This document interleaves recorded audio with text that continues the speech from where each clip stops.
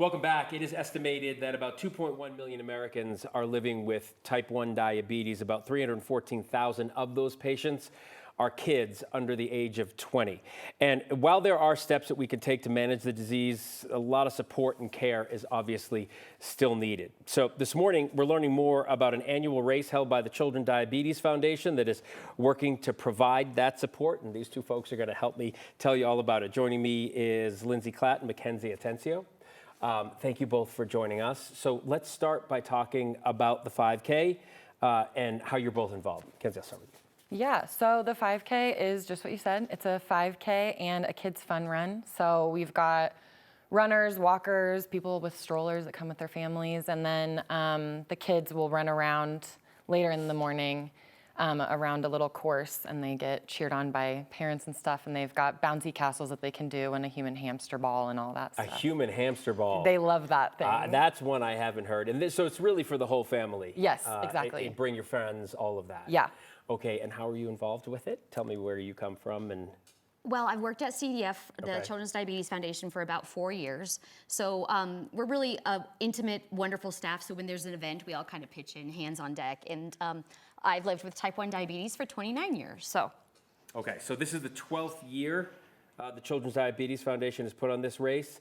What kind of impact, well, actually both of you, because you work on the race and you live with type 1, what kind of impact have you seen this race have? Yeah, so I mean, it is a fundraiser, so all of the registration fees and people can individually fundraise, and so that's kind of a really direct impact that we see of all of that money goes to fund the Barbara Davis Center and the programs there. But the more indirect impact that I think is really special is it is one of the only events that we have that is outside of the Barbara Davis Center.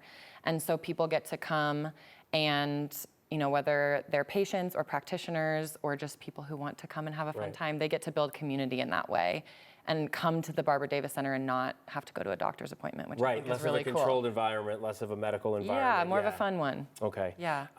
And let's talk about some of the misconceptions. Yeah. I mean, obviously people begin with, you know, the difference between type 1 and type 2, but you're living with type 1. Sure. Talk about some of the misconceptions people have with it. Yeah, so type 1 is autoimmune. There are genetic markers for it. So even before I got diagnosed, my body could have told me that I was probably going to get it. Okay. But not always. Sometimes you have the genetic markers and you don't end up getting it. Type 2 is more of, so type 1, you don't make any more insulin whatsoever. Type 2 is more of an insulin use issue. You don't use it correctly or make enough of it. So type 1 has to be treated lifelong by insulin, and type 2 can be managed by a variety of therapies such as diet, exercise, maybe insulin, maybe medication, things like that.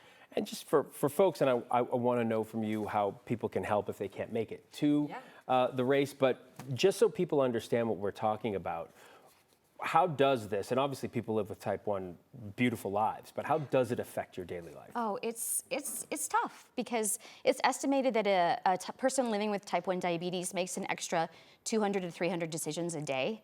And that's because of the diabetes. Just because of the diabetes, just caring for yourself.